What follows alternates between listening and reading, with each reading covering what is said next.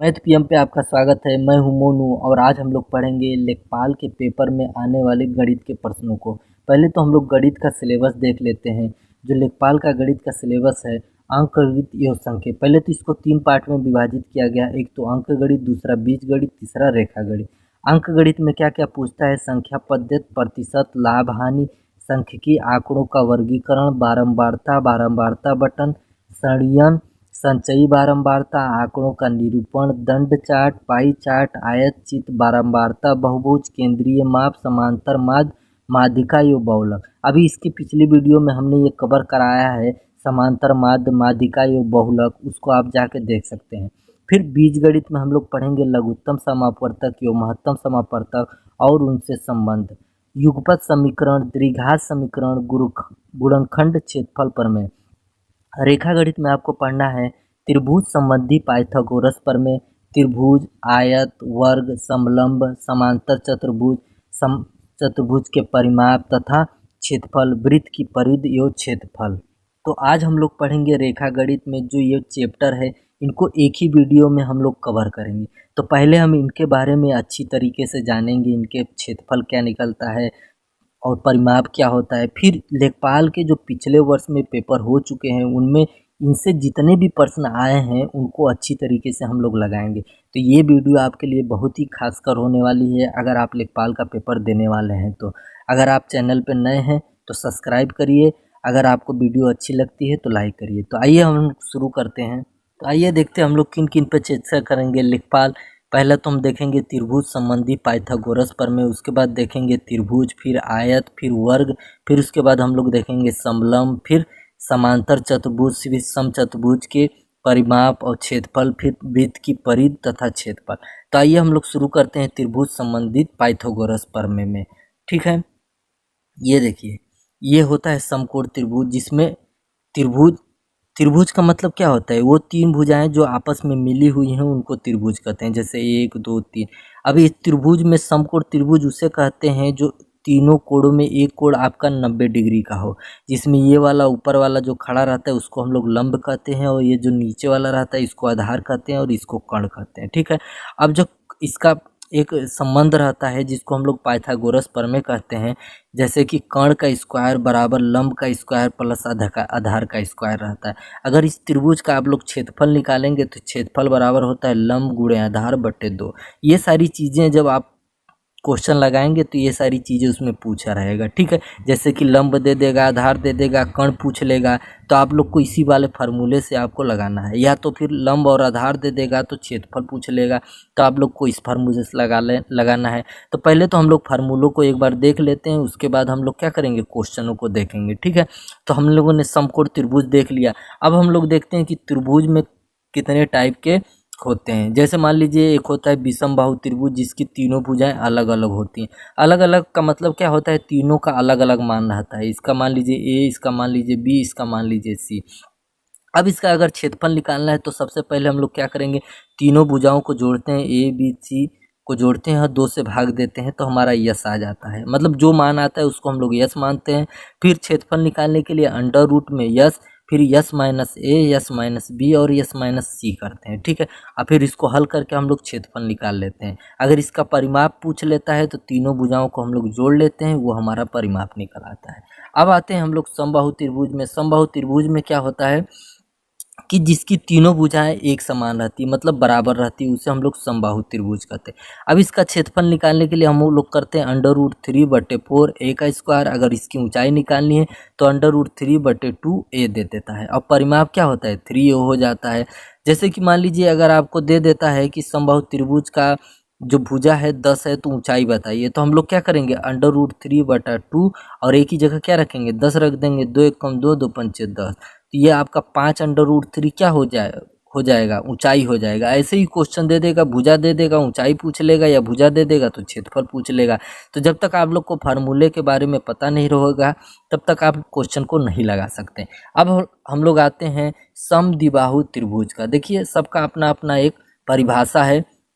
और अपना अपना मान होता है। समद्विबाहु त्रिभुज किसे कहते हैं? जिसकी दो भुजाएं बराबर होती हैं और एक भुजा अलग होती है, उसे हम लोग समद्विबाहु त्रिभुज कहते हैं। जैसे ये दोनों भुजाएं बराबर हैं, इसको हमने ए मान लिया और जो अलग है उसको बी मान लिया। अब इसका क्षेत्रफल कैसे निकलता है? √4a²। ए क्या है? जो भुजा बराबर है, a² - b² गुणे b/4, ये आपका क्षेत्रफल हो गया समद्विबाहु त्रिभुज का। अब इसका ऊंचाई अगर आपको निकालना है तो क्या करेंगे? √4a² - b²/2। अब परिमाप निकालना है तो 2a + b, ये हमारा परिमाप निकल गया। देखिए थोड़ा सा टफ है, लेकिन अगर लेखपाल के 25 क्वेश्चन में से इसका कम से कम 8 से 10 क्वेश्चन का वेटेज रहता है, तो इतना तो आपको करना पड़ेगा, क्योंकि आपको लेखपाल की सरकारी जॉब जो लेनी है। और एक दिन में कम से कम 800 रुपया अगर पाएंगे तो क्या आप 8 घंटा मेहनत नहीं कर सकते हैं? 8 घंटा का मतलब क्या है? 2-3 वीडियो मैं लेखपाल पे बना रहा हूँ, आप लोग उसको देखिए देखिए, और उसमें से कम आपका 25 में से 20 क्वेश्चन तो करेक्टली फंस जाएगा। ठीक है, जो कि ये मेरा दूसरा वीडियो है। पहला वीडियो मैंने बता चुका है माद मादिका समांतर माद पे। ठीक है, अब आते हैं हम लोग नेक्स्ट पे। अब जैसा कि हम लोग ने त्रिभुज के बारे में पढ़ लिया, अब हम लोग पढ़ेंगे चतुर्भुज।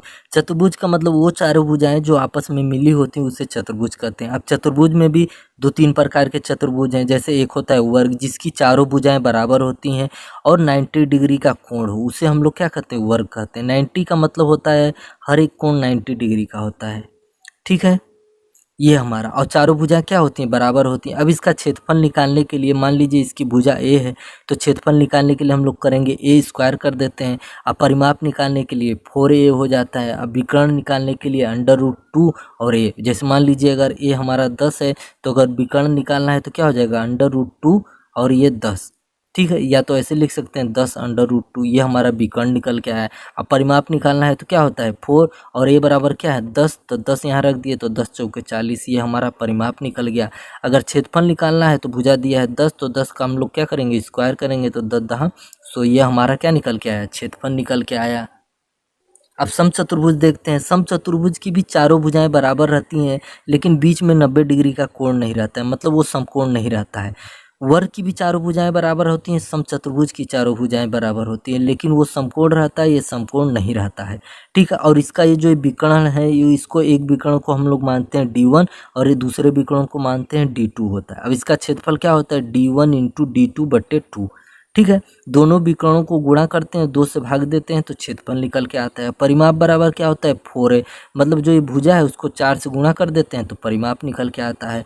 अब अगर आपको देखिए भुजा निकालनी है और क्या बोलते हैं, विकर्ण दिया है, तो हम लोग इस वाले फार्मूले से भुजा निकालेंगे, या भुजा दिया है विकर्ण निकालना है तो इस वाले फार्मूले से निकालेंगे। d1/2 मतलब विकर्ण को आधा कर देते हैं, स्क्वायर कर देते हैं, प्लस फिर दूसरे विकर्ण को आधा कर देते हैं, फिर स्क्वायर कर देते हैं, बराबर भुजा का स्क्वायर कर देते हैं, तो हमारा ये वाला आ जाता है। ठीक है, अब हम लोग नेक्स्ट देखते हैं। ये है आयत। आयत का क्या होता है? आमने सामने की भुजा बराबर होती है, अब बीच में ये जो 90 डिग्री का कोण रहता है। बात समझ में आ रहा है? 90 डिग्री का कोण होता है, आमने सामने की भुजा बराबर है और बीच में 90 डिग्री का कोण होता है। अब इसका क्षेत्रफल निकालना है तो एक भुजा ए है, दूसरी भुजा बी है, तो दोनों भुजाओं को गुणा कर देते हैं, हमारा क्षेत्रफल निकल के चला जाता है। अब परिमाप निकालना है तो 2 ब्रैकेट में a + b, मतलब दोनों भुजाओं को जोड़ लेते हैं और 2 से गुणा कर लेते हैं, ये हमारा परिमाप निकल गया। ऐसे ही दे देगा आपको, 2 भुजा दे देगा। मान लीजिए ये भुजा आपका 5 है, ये भुजा आपका 10 है, लेखपाल का पेपर है, आसान क्वेश्चन आएगा तो आपको दे देगा कि इसका परिमाप बताइए। तो आपको अगर फार्मूला नहीं पता रहेगा तो आप कतई नहीं लगा सकते हैं। तो 10 और 5 को जोड़ेंगे कितना हो जाएगा? 15 हो जाएगा। 15 को 2 से गुणा करेंगे तो हो जाएगा 30, ये हमारा परिमाप निकल के चला आया। ठीक है, अब आते हैं समांतर चतुर्भुज पे। समांतर चतुर्भुज में भी आमने सामने की भुजाएं बराबर होती हैं, लेकिन यहाँ 90 डिग्री का कोण नहीं होता है, और जो इनकी बीच की दूरी रहती है क्या होती है? ऊंचाई कहते हैं। और ये दोनों आमने सामने की भुजाएं समांतर होती हैं। समांतर का मतलब होता है कि दोनों की बीच की दूरी बराबर हो। अगर यहाँ से लगा कि यहाँ तक दूरी बराबर है तो यहाँ से लगा कि यहाँ तक भी दूरी बराबर ही रहेगी। अब इसका क्षेत्रफल निकालना है तो आधार गुणे ऊंचाई कर देंगे तो हमारा क्षेत्रफल निकल के चला है। मतलब जो ये आधार है, आधार अगर b है, अगर मान लीजिए b दिया है तो b, और h दिया है तो h से गुणा कर देंगे, हमारा क्या हो जाएगा? क्षेत्रफल निकल के चला आएगा।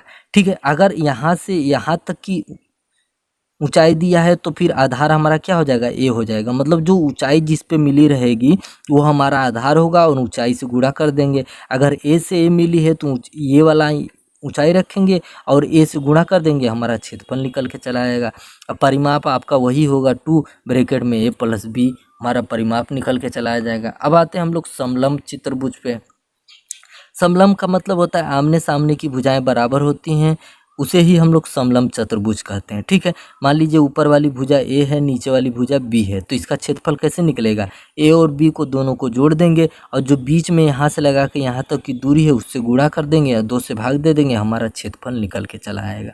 ठीक है, अब आते हैं हम लोग वृत्त, जो कि बहुत ही महत्वपूर्ण है। वृत्त से तो क्वेश्चन आता ही आता है। मान लीजिए ये वृत्त बना है और यहाँ केंद्र से लगाकर परिधि तक की बीच की दूरी को हम लोग कहते हैं आर। क्या कहते हैं? आर, जिसको हम लोग कहते हैं त्रिज्या। ठीक है, अगर त्रिज्या को 2 गुना कर दे तो उसको क्या कहते हैं? व्यास कहते हैं। ठीक है, अगर यही यहाँ पे रहे तो इसको हम लोग जीवा कहते हैं, समझिएगा बात को। अब इसका क्षेत्रफल निकालना है तो पाई आर स्क्वायर होता है। क्या होता है? पाई आर स्क्वायर। आर क्या है? त्रिज्या है। ठीक है, अब पाई का मान क्या रखते हैं? 22/7 रखते हैं। अगर बट्टे में रखना है, अगर आपको दशमलव में रखना है तो 3.14 रख दीजिए। अब परिधि का फार्मूला क्या होता है? 2 पाई आर होता है। इन दोनों फार्मूलों को तो याद ही कर लीजिएगा, आपका लेखपाल में 1 से 2 नंबर फिक्स हो जाएगा। ठीक है, अब आते हैं हम लोग थोड़ा नेक्स्ट क्वेश्चनों पे। प्रश्न पर आने से पहले पहले इनको भी समझ लीजिए, क्योंकि मैंने जब पिछला पेपर उठाया लेखपाल का जो पूछे गए हैं उनमें इन सारे प्रश्नों को भी पूछे गए हैं, इनसे संबंधित प्रश्नों को, तो इसको भी थोड़ा हम लोग जान लेते हैं। ये घन होता है। ठीक है, घन की क्या होता है? तीनों भुजाएं बराबर होती हैं, तो घन का आयतन निकालने के लिए हम लोग भुजा का क्यू कर देते हैं, मतलब जो भुजा रहेगा उसका क्यू कर देंगे, आयतन हो जाएगा। और वक्रपीठ क्षेत्रफल निकालने के लिए 4a² करते हैं और संपूर्ण पृष्ठ क्षेत्रफल निकालने के लिए 6a² करते हैं। अब आते हैं घनाभ। घनाभ क्या होता है? जिसकी तीनों भुजाएं अलग अलग होती हैं उसे घनाभ कहते हैं। जरूरी नहीं 2 भुजा समान रहेगी तभी कोई दिक्कत वाली बात नहीं है। तो अब इसका आयतन निकालने के लिए हम लोग क्या करेंगे? तीनों भुजा का गुणा कर देंगे। ए बी सी का तीनों भुजा का गुणा कर दिए, हमारा आयतन निकल के चला है। अब वक्रपीठ क्षेत्रफल निकालने के लिए हम लोग क्या करते हैं? 2 ब्रैकेट में a प्लस बी गुणा करते हैं सी से। सी क्या है? ऊंचाई है। ऊंचाई से हम लोग गुणा करते हैं, ये आपकी ऊंचाई है। ठीक है, ये है लंबाई, ये लंबाई है और ये चौड़ाई है, ये ऊंचाई है। तो लंबाई और चौड़ाई को जोड़ के 2 से गुणा करते हैं और ऊंचाई से भी गुणा कर देते हैं। और संपूर्ण पृष्ठ क्षेत्रफल निकालने के लिए 2 ब्रैकेट में A B plus B C plus C ये कर देते हैं, हमारा संपूर्ण पृष्ठ क्षेत्रफल निकल के चला आता है। अब आते हैं हम लोग बेलन पे। तो बेलन का मतलब समझ ही गए होंगे, जैसे सिलेंडर हो गया, गिलास हो गया, जो लंबा टाइप का रहता है। ठीक है, अब यहाँ से लगाकर यहाँ तक इसकी हो गई है त्रिज्या। त्रिज्या को हम लोग आर से डिनोट करते हैं और ऊपर से लेकर नीचे तक जो बीच में दूरी है उसको हम लोग कहते हैं एच, जिसको हम लोग ऊंचाई कहते हैं। अब आयतन निकालने के लिए हम लोग क्या करते हैं? पाई आर स्क्वायर एच। ठीक है, पाई का मान मैंने बता ही दिया है, 22/7 होता है। अब वक्र पृष्ठ क्षेत्रफल निकालने के लिए 2 पाई आर एच होता है। संपूर्ण पृष्ठ क्षेत्रफल निकालने के लिए 2 पाई आर ब्रैकेट में आर प्लस एच होता है। अब आते हैं हम लोग शंकु पे।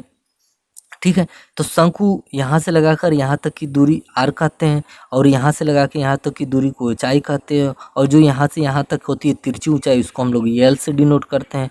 अब आयतन निकालने के लिए 1/3 गुणे पाई गुणे आर स्क्वायर गुणे एच होता है। वक्र पृष्ठ क्षेत्रफल निकालने के लिए पाई आर एल होता है और संपूर्ण पृष्ठ क्षेत्रफल निकालने के लिए पाई आर ब्रैकेट में आर प्लस एल होता है। अब आते हैं हम लोग गोला से। गोला भी एक महत्वपूर्ण भाग है इसका आयतन का। तो यहाँ से लगाकर यहाँ तक की दूरी को हम लोग क्या कहते हैं? केंद्र से लगाकर परिधि तक की दूरी को हम लोग आर कहते हैं, जिसको हम लोग त्रिज्या कहते हैं। अब यहाँ इसका अगर आयतन निकालना है तो 4/3 गुणे पाई आर स्क्वायर, आर का क्यू होता है। वक्रपृष्ठ क्षेत्रफल निकालने के लिए 4 पाई आर स्क्वायर होता है और संपूर्ण पृष्ठ क्षेत्रफल निकालने के लिए भी 4 पाई आर स्क्वायर होता है। तो अब हम लोग आते हैं लेखपाल के जो प्रीवियस ईयर में क्वेश्चन पूछे गए हैं उनको हम लोग लगाते हैं। आइए तो हम लोग पहला क्वेश्चन लगाते हैं। एक समबाहु त्रिभुज की ऊंचाई क्या होगी जिसकी प्रत्येक भुजा 4 सेमी है? कह रहा है भुजा जो है 4 सेमी है, ऊंचाई हमसे पूछ रहा है। समबाहु त्रिभुज का मतलब क्या होता है? जिसकी तीनों भुजाएं बराबर होती हैं। अगर ये है, ये भी ए रहेगा और ये भी ए रहेगा। ठीक है, तो इसका ऊंचाई का फार्मूला क्या होता है? ऊंचाई का फार्मूला होता है √3/2a। ए क्या है? भुजा है। ठीक है, तो √3/2 और ए बराबर क्या है? भुजा क्या दिया है? 4, तो हम लोग यहाँ क्या रख देंगे? 4 रख देंगे। तो 2 × 1 = 2, 2 दूना 4। अब क्या है? 2√3। तो हमारा समबाहु त्रिभुज का ऊंचाई क्या निकल के आया? 2√3। अब नेक्स्ट क्वेश्चन है कि एक त्रिभुज की तीनों भुजाओं की लंबाई क्रमशः 35 सेमी, 40 सेमी तथा 45 सेमी है। त्रिभुज का क्षेत्रफल क्या होगा। कर एक त्रिभुज की भुजाएं हैं, पहला भुजा है 35, दूसरा भुजा है 40, तीसरा भुजा है 45। एक त्रिभुज है जिसकी तीनों भुजाएं क्या है, अलग अलग है, तो इसको कौन सा त्रिभुज कहते हैं, इसको कहते हैं विषमबाहु त्रिभुज। क्या कहते हैं, विषमबाहु त्रिभुज। तो इसका क्षेत्रफल निकालने के लिए हम लोग क्या करते हैं, इसका क्षेत्रफल निकालने के लिए सबसे पहले हम लोग क्या करते हैं, भुजाओं को जोड़ते हैं। 35, 40 और 45 तीनों भुजाओं को जोड़ दिया, किससे भाग देते हैं, 2 से भाग देते हैं। तो अगर देखा जाए तो 5 0 5 और 5 5 10 का 0, 4 4 8 3 11 1 12, किससे भाग देंगे, 2 से। 2 से काटे तो कितना आया, 60 आया। ठीक है, तो 60 हमारा क्या निकल के आया, यस निकल के आया। तो फिर हम लोग क्या करते थे, क्षेत्रफल निकालने के लिए पहले हम लोग लिखते थे यस, फिर क्या करते थे, यस में से ए घटा देते थे, यस में से बी घटा देते थे, फिर यस में से सी घटा देते थे। यही तो फार्मूला हम लोग बताए थे। तो आइए लगाते हैं इसी पे। तो यस बराबर क्या निकल के आया, 60, तो 60 रख दिए। अब 60, ए बराबर है 35, 35 रख दिए। ए बी सी इसमें से कोई भुजा आप मान सकते हैं, ठीक है। यस बराबर हम लोग रख दिए 60, और फिर बी बराबर मान लिए 45, और फिर एस बराबर रख दिए 60, सी बराबर मान लिए 40। अब इसको हम लोग घटाएंगे, 60 ये हो गया, गुणे 60 में से 35 गया तो कितना बचा, 25 बचा। 60 में से 45 गया कितना बचा, 15 बचा। और 60 में से 40 गया तो कितना बचा, 20 बचा। ठीक है, अब अगर हम देखें तो 25 छक्का कितना होता है, 150। और एक जीरो था तो जीरो बढ़ा दिए। अब 15 दूना कितना होता है, 30, और एक जीरो था तो एक जीरो बढ़ा दिए। अब अगर अंडर रूट तोड़ेंगे, वर्गमूल निकालना रहता है तो क्या करते हैं हम लोग, जोड़ा बनाते हैं। ठीक है, तो ये एक जोड़ा बन गया दो दो जीरो का, तो हमारा क्या है, 2 जीरो बाहर आ जाएगा, मतलब 100 बाहर आ जाएगा। और अंडर रूट में क्या रहेगा, 15 तिहाई 45 रहेगा। ठीक है, अब अंडर रूट 45 बचा। अब अंडर रूट 45 को क्या करेंगे हम लोग, इसको भी तोड़ेंगे जब तक टूट सकता है। तो 9 गुणे 5 में टूटा, तो 9 का अंडर रूट वर्गमूल निकालेंगे तो क्या निकला, 3 निकला। तो ये 100 गुणे 3 निकल गया इसमें से। अब बचा क्या, अंडर रूट में 5 बचा, तो 5 रख दिए। अब ये हो गया आपका 100 गुणे 3 हो गया। अगर हम 5 को अगर तोड़ेंगे तो 2.24 में आएगा। अगर आप लोग याद किए होंगे सही है, नहीं तो याद कर लीजिएगा। अंडर अगर 5 का वर्गमूल निकालना है तो क्या आएगा, 2.24 आएगा। अब गुणा कर देते हैं हम लोग, 3 चौक 12 का 2, और 3 दूना 6, 1 7, 3 दूना 6। ठीक है, अब 2 जीरो से गुणा किए तो ये 2 दशमलव हट गया, ये 2 जीरो कट गया। ठीक है, तो 672 आएगा, 672 पॉइंट लगभग में आएगा। तो कौन सा हमारा ऑप्शन सही है, सी ऑप्शन सही है, 670 के आसपास सही है। तब ऑप्शन में क्या निकल के आया, 670.82 सबसे करीब में, इसी के इसके सबसे करीब में यही है, तो यही हमारा आंसर हो गया। अब नेक्स्ट क्वेश्चन पे चलते हैं। कह रहा है कि यदि एक त्रिभुज की भुजाओं का अनुपात 3:4:5 है और उसका क्षेत्रफल 216 वर्ग सेमी है, तो त्रिभुज का परिमाप क्या होगा। कह रहा है एक त्रिभुज है जिसकी भुजाएं हैं 3:4:5 है और उसका क्षेत्रफल 216 वर्ग सेमी है, तो परिमाप क्या है। तो सबसे पहले हम जानेंगे कि अगर संख्या अनुपात में रहता है तो क्यों अनुपात में रहता है। जब संख्या से मौसा निकल जाता है तब हमारा संख्या किस में आ जाता है, अनुपात में आ जाता है। किस में अनुपात में आ जाता है, अनुपात में आ जाता है। और जब अगर उसमें मौसा डाल दिया जाए तो संख्या क्या है, अपने सही रूप में आ जाएगा। तो इसका अगर हम मासा मानते हैं यक्स, तो संख्या क्या हो जाएगी, ये 3x हो जाएगी, ये 4x हो जाएगी और ये 5x हो जाएगी। ये तो हो गई अब संख्या। अब सबसे पहले अगर क्षेत्रफल इसका 216 है तो हम लोग क्या करेंगे, 3 4 5 ही। अगर कैसे पहचानेंगे कि ये कौन सा त्रिभुज है, समबाहु त्रिभुज है कि विषमबाहु त्रिभुज है कि समकोण त्रिभुज है, कैसे पहचानेंगे। तो सबसे पहचानने का आसान तरीका है कि अगर देखिए ये समकोण त्रिभुज है। असमकोण क्यों त्रिभुज है वो भी मैं बता दे रहा हूँ। अगर एक भुजा, जैसे ये लंब है और ये आधार है और ये कर्ण है, पहले मैंने बताया था कि पाइथागोरस पर में क्या होता है कि कर्ण का स्क्वायर करते हैं और लंब का स्क्वायर करते हैं और आधार का स्क्वायर करते हैं।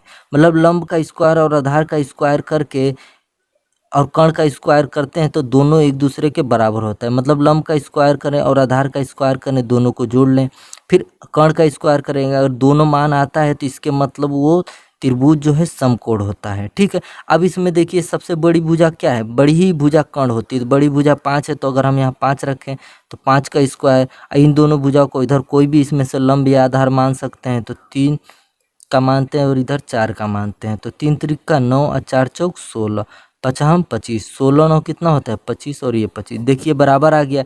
इसके मतलब जो ये त्रिभुज है ये कौन सा त्रिभुज है, समकोण त्रिभुज है।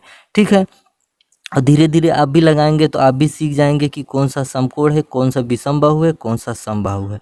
तो ठीक है, अब समकोण त्रिभुज का क्षेत्रफल कैसे निकलता है, मैंने बताया था कि लंब और आधार का गुणा करते हैं और 2 से भाग देते हैं तो क्षेत्रफल आ जाता है। ठीक है, तो क्षेत्रफल हमारा कितना है 216, तो 216 हम रख दिए। अब इसमें से लंब आधार कौन सा है, मैंने बताया था इसको या 3 को लंब मान लीजिए या 3 को आधार मान लीजिए, कोई मान लीजिए। तो ये 3x हो गया, ये 4x हो गया, बट्टे क्या है 2, तो 2 से काटेंगे 2 दूना 4 हो गया। अब 3 दूना कितना हो गया 6, 6 कहाँ आ जाएगा नीचे आ जाएगा, क्योंकि इधर गुणे में है तो ये नीचे आ जाएगा। 6 से काटे तो कितना आ जाएगा 36 बार में कटेगा। ठीक है, अब यक्स क्या हो गया, यक्स स्क्वायर हो गया, क्या हो गया एक्स स्क्वायर हो गया। स्क्वायर जब इधर जाता है तो किस में हो जाता है, अंडर रूट में हो जाता है, मतलब वर्गमूल निकालना रहता है। तो 36 का वर्गमूल क्या निकल के आया 6, तो मतलब कहने का मतलब है कि 6 क्या है यक्स का मान आया है। तो यक्स का मान अगर हम इसमें रख देंगे तो संख्या हमारा आ जाएगा। तो 6 इसमें रखें तो 6 त्रिक 18, 6 इसमें रखें तो 6 चौक 24, 6 इसमें रखें तो 6 पंचे 30। तो हमारी भुजा आ गई, एक भुजा है 18, दूसरी भुजा है 24, तीसरी भुजा है 30। अगर परिमाप निकालना है तो तीनों भुजाओं का हम लोग क्या करते हैं योग करते हैं, मतलब 18, 24 और 30 का हम लोग क्या करेंगे योग करेंगे। 8 4 12, 12 का 2 और 3 2 5, 1 6, 1 7। तो हमारा परिमाप कितना निकला 72 सेमी निकला है। ठीक है, जो कि हमारा आंसर है। आइए अब इसी में नेक्स्ट क्वेश्चन देखते हैं। एक समचतुर्भुज का क्षेत्रफल 500 वर्ग सेमी है और इसके एक विकर्ण की लंबाई 25 सेमी है, तो दूसरे विकर्ण की लंबाई क्या होगी। ठीक है, कह रहा है समचतुर्भुज का क्षेत्रफल है 500 वर्ग सेमी, एक विकर्ण है 25 सेमी, तो दूसरी विकर्ण का पता लगाना है। अगर आप वीडियो सही से देखे होंगे तो पीछे मैंने बताया समचतुर्भुज क्या होता है, जिसकी चारों भुजाएं क्या होती हैं बराबर होती हैं।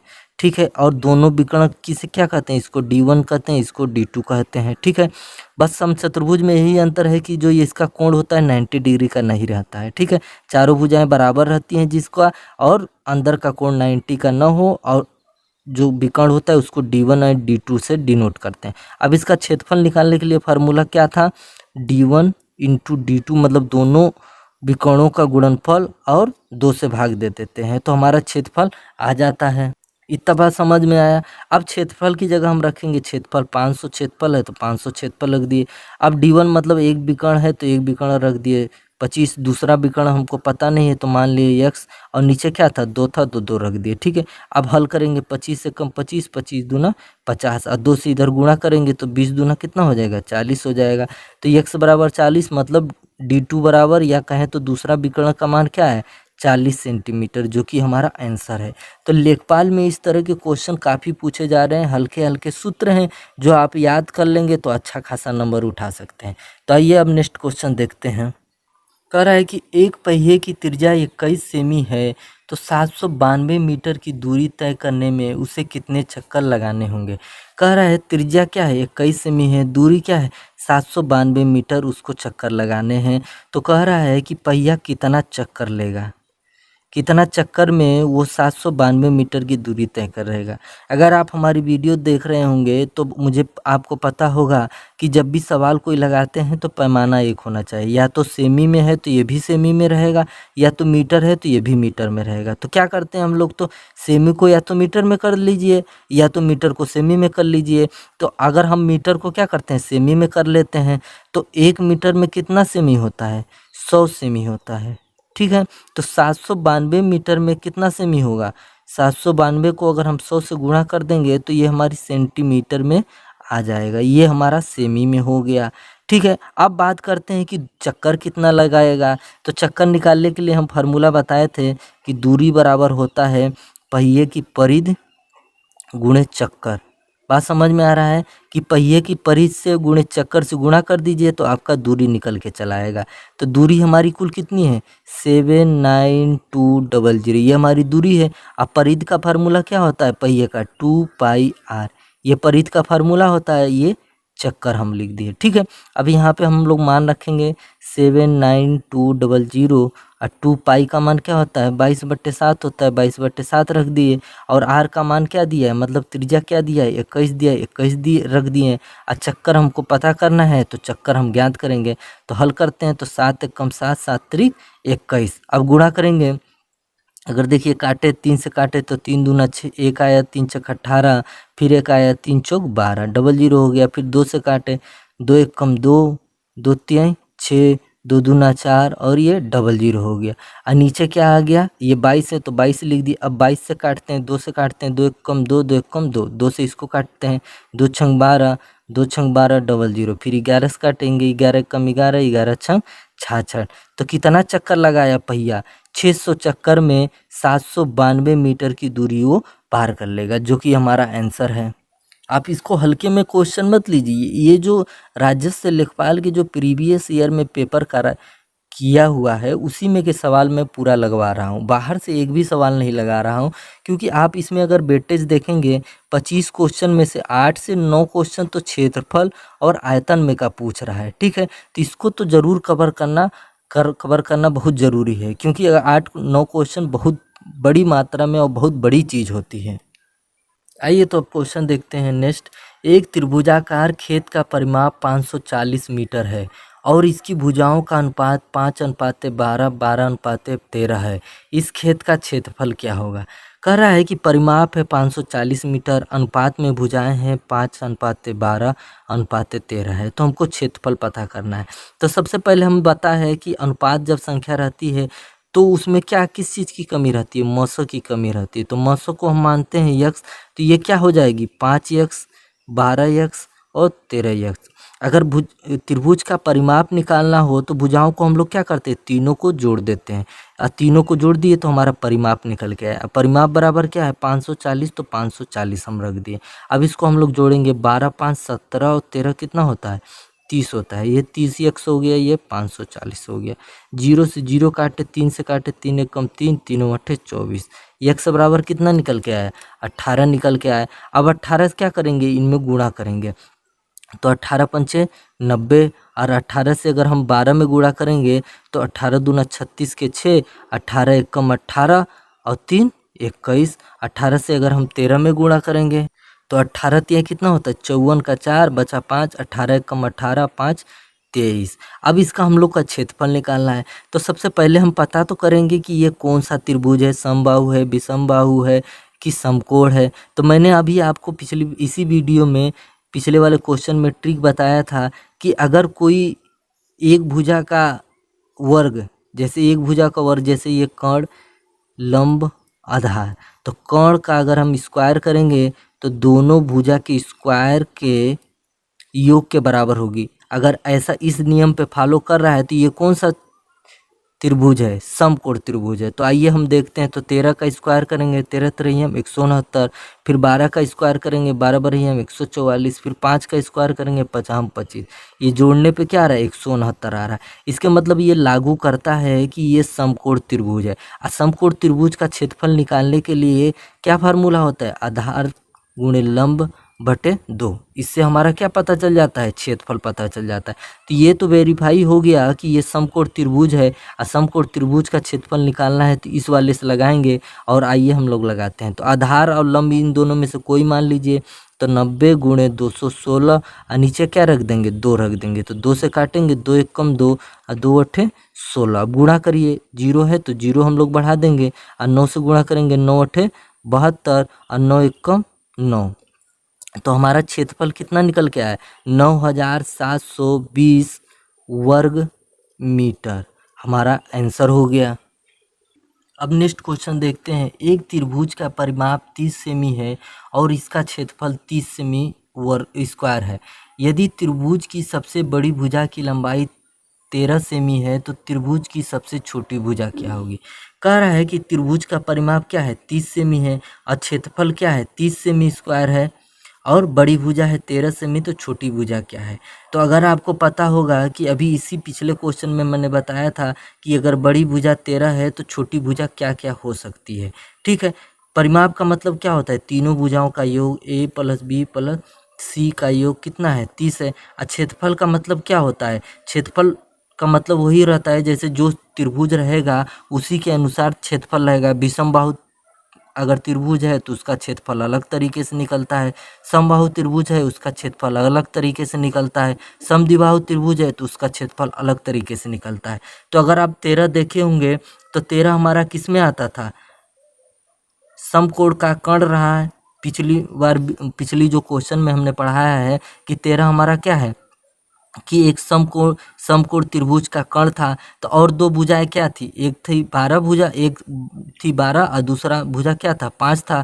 क्योंकि ये हमेशा रहता है, एक होता है जैसे 3 4 5, ये भी क्या है समकोण त्रिभुज की भुजाएं हैं। और ये भी क्या है 12 5 13, ये भी क्या है समकोण त्रिभुज की भुजाएं हैं। जो आप हमेशा क्वेश्चन लगाएंगे तो आपको याद रहेगा, ठीक है।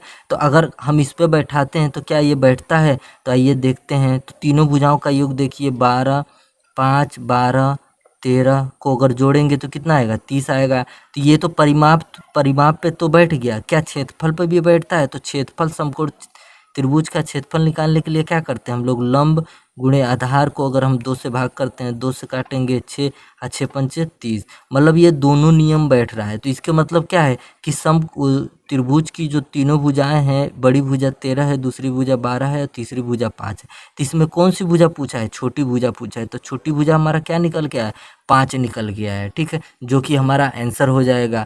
और अगर इस विधि से आप नहीं लगाना चाहते हैं, दूसरी विधि से लगाना चाहते हैं, तो कमेंट बॉक्स में ज़रूर बताइएगा, वो भी हम विधि आपको बताएंगे। थोड़ा लंबा है लेकिन समझ में आ जाएगा आपको। तो आइए अब नेक्स्ट क्वेश्चन देखते हैं। एक आयताकार मेज की ऊपरी सतह का परिमाप 28 मीटर है और इसका क्षेत्रफल 48 मीटर है, तो मेज के कर्ण की लंबाई क्या होगी। कह रहा है परिमाप 28 मीटर है, क्षेत्रफल 48 मीटर है, तो कर्ण की लंबाई बताना है। आयत क्या होता है पहले हम तो ये जानेंगे। आयत जिसकी आमने सामने की भुजा क्या है बराबर होती है और यहाँ पे क्या है 90 डिग्री का कोण होता है। तो परिमाप इसका दिया है, तो आयत का परिमाप बराबर क्या होता है, 2 ब्रैकेट में a प्लस b बराबर परिमाप होता है, ठीक है। तो परिमाप दिया 28, तो हम लोग 28 रख दिए। 2 ब्रैकेट में हमको ये नहीं पता है कि a प्लस b का मान क्या है, तो हम लोग वैसे ही रख दिए। अगर 2 से काटे तो ये कितना है 14 है, तो a प्लस b का मान कितना निकल के आया है 14 निकल के आया है। इसी तरह अगर इसका क्षेत्रफल निकालना हो तो क्या करते हैं, a गुणे b, मतलब दोनों भुजाओं का गुणा करते हैं। तो गुणा करने पे हमारा क्या निकल के आता है, क्षेत्रफल निकल के आता है। तो a गुणे b और क्षेत्रफल क्या है 48, तो 48 लग दिए, ठीक है। अब अगर देखें कि कौन सी ऐसी दो संख्या है जिसको गुणा करने पे 48 आए और जोड़ने पे 14 है। तो अगर आप देखेंगे 8 छंग कितना होता है 48 होता है, कि 8 को अगर 6 से गुणा करेंगे 48 होगा, और 8 और 6 को जोड़ेंगे तो क्या हो जाएगा, 8 और 6 को जोड़ेंगे क्या है 14 हो जाएगा। तो ये हमारा कंडीशन बैठ रहा है। तो ए को मानते हैं हम 8, बी को मानते हैं 6। अब इसमें पूछा है कि उसका कर्ण की लंबाई बताइए। तो मैंने बताया था कि कर्ण कैसे ज्ञात किया जाता है। अगर ये कर्ण है तो इसको कैसे ज्ञात करना है, और ये लंब ये आधार है। क्यों, क्योंकि इसमें ये अगर ये देखा जाए तो ये 90 डिग्री का कोण है, और जहाँ पे 90 डिग्री का कोण रहता है वहाँ पे पाइथागोरस प्रमेय लगता है। पाइथागोरस प्रमेय का मतलब क्या है, कर्ण का स्क्वायर, लंब का स्क्वायर और आधार का स्क्वायर, यही तो पाइथागोरस प्रमेय है। तो कर्ण हमको निकालना है, तो हम क्या करेंगे, दोनों भुजाओं का स्क्वायर करेंगे। 8 का स्क्वायर प्लस 6 का स्क्वायर, 8 अठे कितना होता है 64, अच्छा 6 का 36, और 64 8 के 36, 64 और 36 कितना होता है 100, और कर्ण पे स्क्वायर है तो इधर आके क्या हो जाएगा अंडर रूट हो जाएगा। तो 100 का वर्गमूल निकालेंगे कितना आएगा 10 आएगा, जो कि हमारा आंसर है। अब अगला क्वेश्चन कह रहा है कि यदि एक वृत्त की परिधि उसके व्यास से 18.6 सेमी अधिक है तो वृत्त का व्यास क्या होगा। कह रहा है परिधि जो है व्यास से इतना सेमी अधिक है। अधिक का मतलब क्या होता है, प्लस होता है। अब परिधि व्यास से इतना सेमी अधिक है मतलब दोनों बराबर हैं। परिधि और व्यास 18.6 सेमी से अधिक है। तो अगर एक वृत्त है तो वृत्त का परिधि क्या होता है, फार्मूला क्या होता है, वृत्त के परिधि का 2 पाई आर होता है। यही तो वृत्त का परिधि का फार्मूला होता है। और व्यास का फार्मूला क्या होता है 2r होता है, मतलब त्रिज्या का दोगुना होता है व्यास, ठीक है। तो वृत्त की परिधि की जगह हम क्या रखेंगे 2 पाई r रखेंगे। अब वृत्त की व्यास की जगह क्या रखेंगे, 2r रखेंगे। और कितना सेमी अधिक है, 18.6 सेमी अधिक है। अब 2r इधर आ जाएगा, 2 पाई r माइनस 2r इधर आ गया, 18.6 सेमी। ठीक है, अब इसमें देखिए कॉमन लेने वाला क्या है, 2r है, इसमें भी 2r है, तो 2r को हम लोग कॉमन ले लेते हैं। तो यहाँ बचा पाई और यहाँ बचा 1 और इधर हो गया 18.1। तो 2r, अब पाई का मान क्या होता है, 22/7 माइनस 1। ठीक, और इधर बचा 18.1, 7 इधर आएगा तो 22 माइनस 7 बट्टे नीचे क्या हो जाएगा, 7 हो जाएगा और ये 2r हो जाएगा और ये 18.1। 22 में से 7 गया तो कितना बचा, 15 बचा, नीचे बचा 7 और इधर था 2r, इधर कितना बचा, 18.6 था। अब 7 जाएगा तो उधर गुणे में हो जाएगा। अब 15 कहाँ हो जाएगा, नीचे हो जाएगा, इधर क्या बचा, 2r है बचा। और जो कि हमको व्यास ज्ञात करना है, तो व्यास मतलब क्या होता है, 2r ज्ञात करना है। तो हम 2r का अगर मान आ जाएगा तो हमारा क्या है, व्यास पता चल जाएगा। तो आइए हल करते हैं, 3 से काटेंगे, 3 पचे 15, 3 छक्का 18, 3 दूना 6। अब इसको गुणा कर देते हैं, 7 दूना 14 का 4 और 7 छंग 42, 1 43, ये हो गया। अब 5 नीचे है तो 5 से भाग देंगे, 5 अट्ठे 40, 3 बचा, 3 इधर आया 34 हो गया, 5 36, 4 बचा, 5 अट्ठे 40। तो कितना है, 8.68 सेमी हमारा क्या है, वृत्त का व्यास आया, जो कि हमारा आंसर हो गया। अब नेक्स्ट क्वेश्चन है, एक प्लाट के क्षेत्रफल का सर्वेक्षण 3.5 एकड़ के रूप में किया गया था। पटवारी ने इसे 1 एकड़ बराबर 0.4 हेक्टेयर के आधार पर मीट्रिक प्रणाली में अंकित किया। यदि एकड़ का उत्तम माप 0.404667 हेक्टेयर है तो उक्त अनुमान में त्रुटि हेक्टेयर में कितना है। देखिए क्वेश्चन देखने में कितना भड़कीला और कितना बड़ा है, लग रहा है बहुत बड़ा क्वेश्चन है, लग ही नहीं पाएगा, लेकिन बहुत ही आसान क्वेश्चन है। कह रहा है कि एक खेत की माप की गई जिसमें उस खेत कितना निकला, 3.5 एकड़ निकला। ठीक है, और 1 एकड़ बराबर 0.4 हेक्टेयर लेखपाल ने उसको मापा, जो कि गलत था। 1 हेक्टेयर बराबर कितना सही माप होता है, 0.404667 हेक्टेयर होता है। ये सही माप है, ये गलत माप है। तो बताइए कि कितना त्रुटि हुई या हेक्टेयर में आपको बताना है। अगर एक खेत 3.5 है तो इसको हम लोग क्या लिख सकते हैं, 7.2 हेक्टेयर लिख सकते हैं दशमलव हटाने के लिए। अब अगर गलत माप देखा जाए, गलत माप में हेक्टेयर देखा जाए तो कितना है, 0.4 को अगर हम 7.2 से गुणा करें कितना आएगा, 7 चौक 28 और 2 से काटें तो कितना आएगा, 14। एक अंक पे दशमलव था तो एक अंक पे दशमलव लगा दिए, तो हमारा कितना हेक्टेयर आ गया, 1.4 हेक्टेयर आ गया। ठीक है, ये हमारा गलत माप है। ठीक है, अगर हम सही माप की बात करें तो 0.40467 को हम किससे गुणा करेंगे, 7.2 से गुणा करेंगे। ठीक है, अगर हम 2 को यहीं से काट लेते हैं तो देखिए 2 दूना 4, 2 जीरो हम 0, 2 दूना 4, 2 तियाई 6, 2 तियाई 6 और 2 तियाई 6, 2 पंचे 10। अब गुणा करते हैं, 7 पचे 35 और 7 त्रिक 21 और 3 24 का 4 और 7 त्रिक 21 और 2 23 का 3, 7 दूना 14 और 2 14 2 16 और 7 दूना 14। ठीक है, ये हो गया। तो हमारा सही माप कितना निकला, 1.416345, ये हमारा सही माप निकला है हेक्टेयर में। ठीक है, अब इन दोनों को घटा देंगे तो हमारा त्रुटि हेक्टेयर में पता चल जाएगा। तो 1.416345, अगर हम इसमें से सही में से गलत को घटाते हैं तो हमारा त्रुटि हेक्टेयर पता चल जाएगा, 1.400000। अब घटाते हैं, 5 का 5, 4 का 4, 3 का 3, 6 का 6, 1 का 1, 0 का 0, 4 में 4 गया 0, 1 में से 1 गया 0। तो अगर हम इसको लगभग में कहें तो 0.016 हेक्टेयर जो है त्रुटि हुआ लेखपाल की मपाई में। तो ये हमारा आंसर हो गया। अब कह रहा है कि एक कमरे की लंबाई, चौड़ाई और ऊंचाई क्रमशः 5 मीटर, 4 मीटर और 3 मीटर है, तो चारों दीवारों का क्षेत्रफल बताइए। कह रहा है एक आयताकार कमरा है जिसकी लंबाई है 5 मीटर, चौड़ाई है 4 मीटर, ऊंचाई है 3 मीटर। आयताकार नहीं है, घनाकार है। चारों दीवारों का क्षेत्रफल बताना है। जब चारों दीवारों का क्षेत्रफल पूछे तो समझ लीजिए कि हमको वक्र पृष्ठ निकालना है।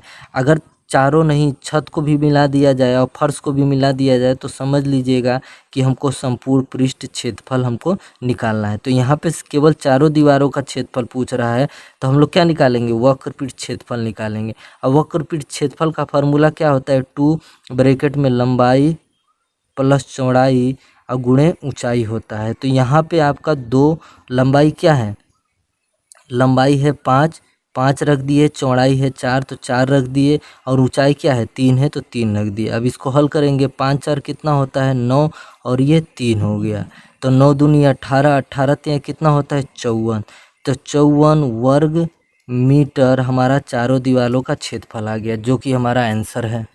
आइए तो इस लेसन का सबसे टफ क्वेश्चन हम लोग देखते हैं। एक आयताकार तालाब 80 डेसीमीटर लंबा तथा 45 डेसीमीटर चौड़ा है। 3 सेमी गुणे 3 सेमी क्रॉस सेक्शन वाले पाइप से उसमें पानी भरा जा रहा है। यदि 2 घंटे में तालाब के पानी का स्तर 1 डेसीमीटर ऊपर उठता है तो पानी की गति डेसीमीटर घंटे में क्या होगी। ठीक है, कर एक आयताकार तालाब है जिसकी लंबाई है 80 डेसीमीटर, चौड़ाई 45 डेसीमीटर है और 1 डेसीमीटर आपको उसमें पानी भरना। एक सेक्शन पाइप है जो 3 गुणे 3 का है और उसमें पानी भर रहा है। तो 2 घंटे में कितना, 2 घंटा में 1 डेसीमीटर पानी भर रहा है और जो इसकी लंबाई होती है वो उसकी गति होती है। ठीक है, तो अब हमको बताना है कि इसकी गति क्या है। गति हमको पूछ रहा है उस, वो भी किस में, डेसीमीटर बटे घंटा में पूछ रहा है। ठीक है, अब ये देखिए, अगर वीडियो हमारा देखे होंगे तो पता है कि हमने बताए हैं कि अगर पैमाना होगा तो एक ही पैमाना होगा। अगर ये डेसीमीटर में है तो ये भी डेसीमीटर में है, जो कि ये सेंटीमीटर में दिया है तो सेंटीमीटर को हम लोग किस में बदलेंगे, डेसीमीटर में बदलेंगे। तो 1 डेसीमीटर बराबर क्या होता है 10 सेंटीमीटर होता है। क्या होता है 10 सेंटीमीटर। अगर डेसीमीटर को आपको सेंटीमीटर में बदलना है तो हम लोग को किससे गुणा करना पड़ता है, 1/10 से गुणा करना पड़ता है। तो डेसीमीटर जो हमारा किस में आ जाता है, सेंटीमीटर में आपका आ जाता है। ठीक है, तो 3 सेमी को अगर हमको डेसीमीटर में बदलना है तो 3 गुणे 1/10 से करेंगे तो ये कितना हो गया 3/10 डेसीमीटर हो गया। ठीक है, अब इसका आयतन क्या होता है, आयतन होता है लंबाई गुणे चौड़ाई गुणे ऊंचाई। तो लंबाई है 80, चौड़ाई है 45 और ऊंचाई है 1, और इसका आयतन क्या होता है लंबाई इंटू चौड़ाई, लंबाई गुणे चौड़ाई और गुणे ऊंचाई। ऊंचाई क्या है, ऊंचाई को हम लोग गति कहते हैं, ऊंचाई को क्या कहते हैं, गति कहते हैं। ठीक है, अब इसको हम लोग सॉल्व करेंगे तो गति को इधर ही रखिए और जो ये पानी भरेगा वो कितना घंटा में भरेगा, 2 घंटा में भरेगा। ठीक है, तो 80 गुणे 45 गुणे 1 और 3 गुणे 3 इधर लाते, 3 से काटिए तो ये 15 हो गया और 3 से काटिए तो ये 5 हो गया। ये जो अब गुणा करते हैं 8 पंचे 40, ये 200 आ गया। तो 200 हमारे, देखिए यहाँ पे गलती हो गया है, यहाँ पे 3 नहीं 3/10 होना चाहिए क्योंकि सेमी को हम लोग डेसीमीटर में बदले हैं। तो यहाँ पे जो डबल जीरो है ये ऊपर आ जाएगा, दोनों जीरो यहाँ से हट जाएगा। ठीक है, तो ये डबल जीरो इधर आ जाएगा। तो ये इतना गति जो है ये डेसीमीटर में है और नीचे क्या है, अभी इतना पानी वो 2 घंटे में भरता है। तो 1 घंटे में कितना भरता है, तो 2 से भाग देंगे, तो 2 से भाग दिए तो ये 2 दूना 4 हो गया। तो 200 इधर डबल जीरो, ये डेसीमीटर प्रति घंटा इसकी गति हो गई, मतलब 20,000 डेसीमीटर प्रति घंटा उस पाइप की गति हो गई, जो कि हमारा आंसर है। तो यहाँ तक वीडियो में बने रहने के लिए बहुत बहुत धन्यवाद। अगर आप इतना देख चुके हैं तो कम से कम 8-10 नंबर का काम कर चुके हैं।